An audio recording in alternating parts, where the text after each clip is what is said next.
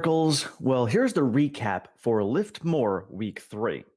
So, in Week 3, it's very much a similar pattern of Week 1. It's kind of a repeat of Week 1, but you increase the weights a lot because what ends up happening is you go from quad sets for upper body and supersets for lower body in Week 1, and then you reverse that in Week 2. Going to those supersets from the quad sets allows you to bump up the weights more. That engages the muscles more. And then in turn, when you go back to those quad sets in Week 3, it does the same and you can just increase the weights. So now we're going into Week 4 and we're going to have the same thing with the lower body. Now, speaking of lower body, so all of this working out is to me like, what is it doing for me functionally? Like, sure, it's making me look good. I've got rid of my love handles. I've got some passion grips now. It's very nice. I'm getting the physique back that I had wanted previously, and I still have a long ways to go, but it is definitely moving in the right direction and moving there relatively quickly. So when we're going into these quad sets, I also look at, well, what other functional things is this getting for me? When I started working out initially, it was to run these races. I wanted to be able to live life as long as I possibly could, as healthy as I could. When I'm a grandfather and my grandkids are getting married, I'm not much of a dancer, but I want to have the option to get up and dance at the wedding because I don't want to have to be in a walker or sitting in a chair because I'm injured or old or whatever. I want to be functional to my late ages as well. So, going out yesterday on my hike, I did a nice 7 mile, 1,500 foot elevation gain hike. That was really nice because I got through it. I woke up this morning, no issues whatsoever, no soreness or anything. So, feeling very good and functional from that run yesterday. Now, I do plan on bumping this up. I do plan on getting myself to significantly more miles than seven. Had a little time constraint yesterday, but this is a nice progression. I did 5.5 miles last week, 7 yesterday. I'm going to aim for 10 miles next weekend. I have a lot more time next week, so I'm really going to push it because then the week after that, I'm going up to New Hampshire. So again, all of this functional fitness is coming into play.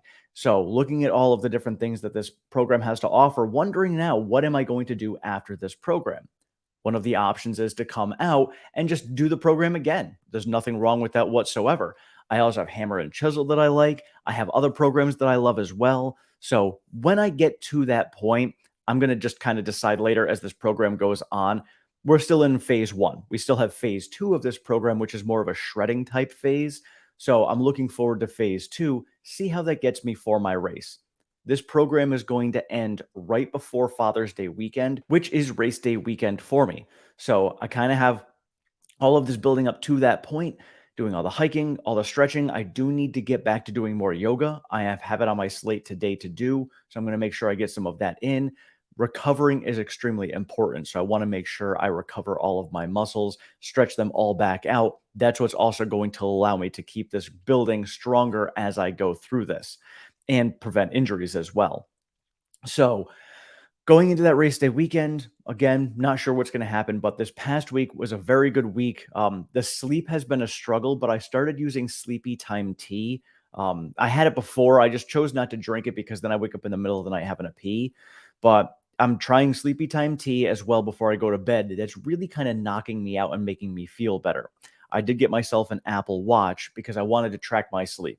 There were a lot of other options I had for watches out there, but this one gave me all the different pieces that I wanted between sleep, GPS tracking, being able to follow all the elevation gains for that GPS tracking on all of my hikes, tracking my workouts, being water resistant, compatible with iOS. So all of these things together just led me to the Apple Watch. So either way, it's working out great for me. So I'm excited about that.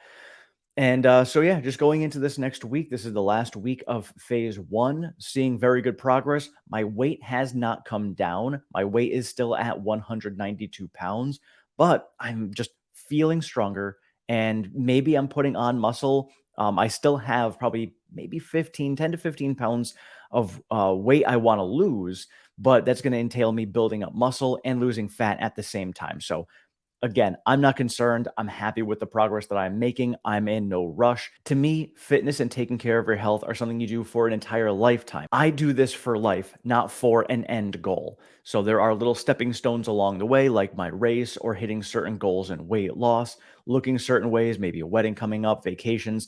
Those are nice little stepping stones, but just remind yourself that they are just stepping stones. That is not the end goal. The goal is to be able to do this for the rest of your life. Because guess what? If you're doing that, when all of a sudden something comes up last minute, somebody, hey, you want to come out for this weekend on the boat? Great. Now you don't have to worry about cramming in workouts to try and look good in 2 days. You're already there. You're already looking good all the time. You're already ready to go on that boat. You're already ready to go do whatever it is that requires you to be functionally fit to make things happen just by keeping these going on a regular basis for the rest of your life. So that's all I've got for you guys. Thank you so much for watching. If you guys have any questions about any of this, again, I have been a personal trainer. I've been doing this for over 30 years now. So I have a wealth of knowledge and experience with all of this. I've lost over 30 pounds now 7 times. So I know what it's like to lose it and keep it off. And I know what it's like to keep on having to go back and do it over and over and over again. And what it's like at different ages. Now I am here at 43 years old and I'm already down another 15 pounds again this time around. So just wanted to share that with you guys. Again, any questions, please share them in the comments below. Thank you so much for watching. I appreciate all of your support. Have a great one.